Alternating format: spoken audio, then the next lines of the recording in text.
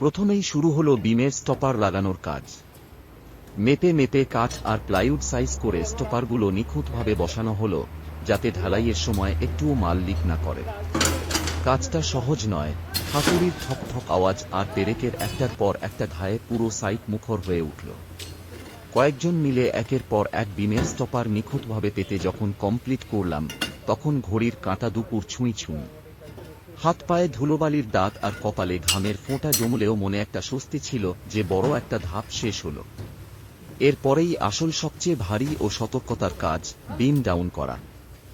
ভারী লোহার খাঁচাগুলো এক চুলও এদিক ওদিক না করে পুরো দলটা একসঙ্গে হাত লাগালাম। কারো হাতে সুতো, কারো কাঁধে রডের ভার, আর সবার মুখে একটাই আওয়াজ, একসাথে তোলো। সাবধানে নামাও। ইঞ্চি মেপে মেপে প্রতিটি বিমের খাঁচা যখন নির্দিষ্ট শাটারিংয়ের খাঁজে ঠিকঠাক বসে গেল, তখন সবার মুখে এক চিলতে বিজয়ের হাসি ফুটে উঠল। একটু জিরিয়ে নিয়ে চোখে মুখে ঠান্ডা জল দিয়ে আমরা শুরু করলাম পরের পর্ব, স্ল্যাবের রড ফেলা। ড্রয়িং অনুযায়ী নির্দিষ্ট দূরত্ব মেপে মেপে লম্বা লম্বা রডগুলো ছাদে বিছিয়ে দেওয়া হলো। এক প্রান্ত থেকে অন্য প্রান্তে রড টানার ঝনঝন শব্দে এক অদ্ভুত ছন্দ তৈরি হলো। একে একে মেইন রড আর ডিস্ট্রিবিউশন রডগুলো ছাদ জুড়ে বিছিয়ে যখন পুরো জালটা তৈরি হয়ে উঠল, তখন সূর্য পশ্চিমে ঢলে পড়েছে। দিনের শেষে লালচে রোদে দাঁড়িয়ে পুরো ছাদটার দিকে তাকাতেই বুকের ভেতরের ক্লান্তিটা যেন নিমেষেই উবে গেল।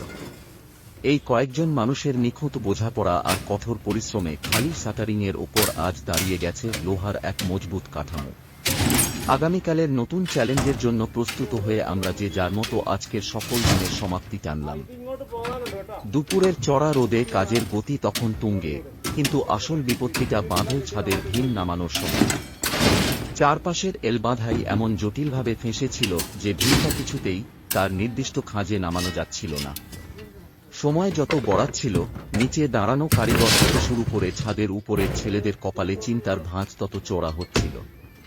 হাত ঘামে ভিজে একাকার, লোহার জটিল কাঠামোর গেরো ছাড়িয়ে ভীম নামাতে গিয়ে অনেকটা সময় নষ্ট হয়ে গেল।